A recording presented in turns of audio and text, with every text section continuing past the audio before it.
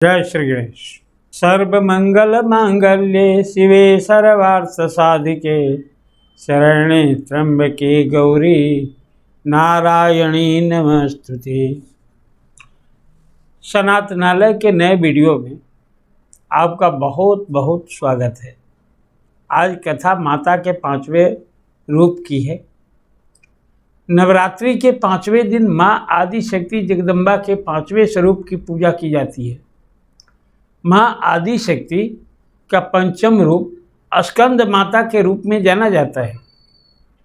भगवान स्कंद कुमार यानी कार्तिकेय की माता होने के कारण दुर्गा जी के इस 5वें स्वरूप को स्कंद माता नाम से जाना जाता है, जिनकी कथा इस प्रकार है। स्कंद पुराण के अनुसार शिव और पार्वती के पुत्र कार्तिकेय का जन्म तारकासुर के वध के लिए हुआ था। उनके जन्म की कई पौराणिक कहानियाँ प्रचलित है, जिस पर हम अलग से एपिसोड तैयार करेंगे। जैसा कि हम जानते हैं, भगवान कार्तिकेय का एक नाम स्कंद है और उनकी माता होने के कारण माँ भगवती का एक स्वरूप स्कंद माता का भी है, जिसकी आराधना कर भक्त माता को प्रसन्न करने की चेष्टा करते हैं। माता के इस स्वरूप की कथा अत्यंत ही दुर्लभ है, अतः कथा शुरू से अंत तक सुने। भगवान शिव और पार्वती प्रायः चौसर खेला करते थे। एक दिन खेल में भगवान शंकर अपना सब कुछ हार गए। हारने के बाद भोलेनाथ अपनी लीला को रचते हुए पत्तों के वस्त्र पहनकर गंगा के तट पर चले गए। कार्तिकेय जी को जब सारी बात पता चली तो वह माता पार्वती से समस्त वस्तुएं वापस लेने आए। भगवान स्कंद पार्वती के साथ चौसर खेलने लगे। इस बार खेल में पार्वती हार गई तथा कार्तिकेय शंकर जी का सारा सामान लेकर उनके पास चले गए। इधर पार्वती जी भी परेशान थी कि सारा सामान भी गया तथा पति भी दूर हो गए। पार्वती जी ने अपनी व्यथा अपने प्रिय पुत्र गणेश को बतलाई। मातृभक्त गणेश जी स्वयं खेल खेलने शंकर भगवान के पास पहुँचे। गणेश जी जीत गए तथा लौटकर अपनी जीत का समाचार माता को सुनाया। इस पर पार्वती बोली कि उन्हें अपने पिता को साथ लेकर ही आना चाहिए था। गणेश फिर भोलेनाथ जी की खोज करने निकल गए। इस बार भगवान शिव उन्हें हरिद्वार में मिले। उस समय भगवान शिव भगवान विष्णु व कार्तिकेय के साथ भ्रमण कर रहे थे। पार्वती से नाराज शंकर जी ने लौटने से मना कर दिया। गणेश जी ने माता के उदास होने की बात शंकर जी को कह सुनाई। इस पर शंकर जी बोले कि हमने नया पासा बनवाया है, अगर तुम्हारी माता पुनः खेल खेलने को सहमत हो तो मैं वापस चल सकता हूँ। इधर भगवान विष्णु ने भगवान शिव की इच्छा से पासा का रूप धारण कर लिया। गणेश जी के आश्वासन पर भोलेनाथ पार्वती जी के पास पहुँचे तथा खेल खेलने को कहा। इस पर पार्वती हंस पड़ी और बोली, आपके पास बचा क्या चीज़ है जिसे दांव पर लगाकर खेल खेला जाए। यह सुनकर भोलेनाथ चुप हो गए। इस पर नारद जी ने अपनी वीणा आदि सामग्री उन्हें दी। इस खेल में भोलेनाथ हर बार जीतने लगे।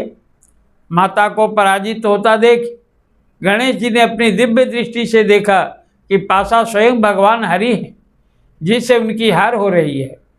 उन्होंने भगवान विष्णु के पासा का रूप धारण करने का रहस्य माता पार्वती को बता दिया।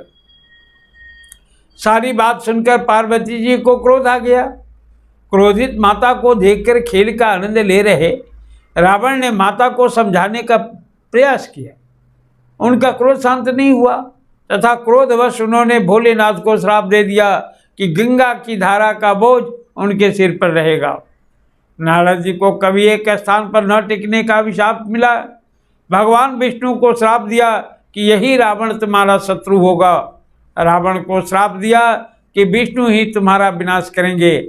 कार्तिकेय को भी माता पार्वती ने हमेशा बाल रूप में रहने का श्राप दे दिया।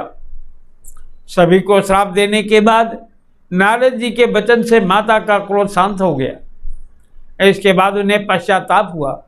माता ने नारद जी से वरदान मांगने को कहा। नारद जी बोले कि आप सभी को वरदान दे, तभी मैं वरदान लूँगा। पार्वती जी सहमत हो गई। तब शंकर ने कार्तिकेय शुक्ल के दिन जुए में विजयी रहने वाले को वर्ष भर विजयी बनाने का वरदान मांगा।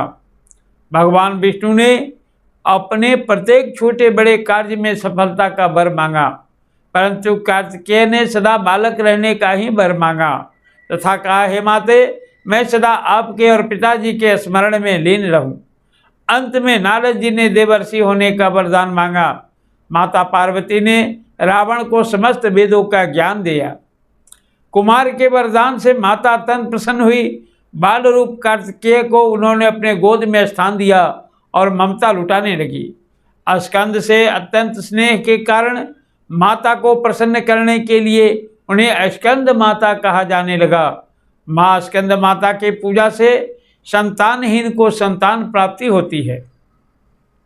भगवान स्कंद जी बाल रूप में माता की गोद में बैठे होते हैं। माँ का वर्ण पूर्णतः शुभ्र यानी सफ़ेद रंग का है और कमल के पुष्प पर विराजित रहती है। माता को नमस्कार है। आज के वीडियो को यहीं विराम देते हैं। मिलेंगे अगले अंक में माता के नए रूप की कहानी के साथ। तब तक चैनल को सब्सक्राइब करें ताकि इस तरह की कहानियाँ आप तक पहुँचती रहे। जय माँ भवानी, जय माँ दुर्गे, जय माँ कात्यायनी।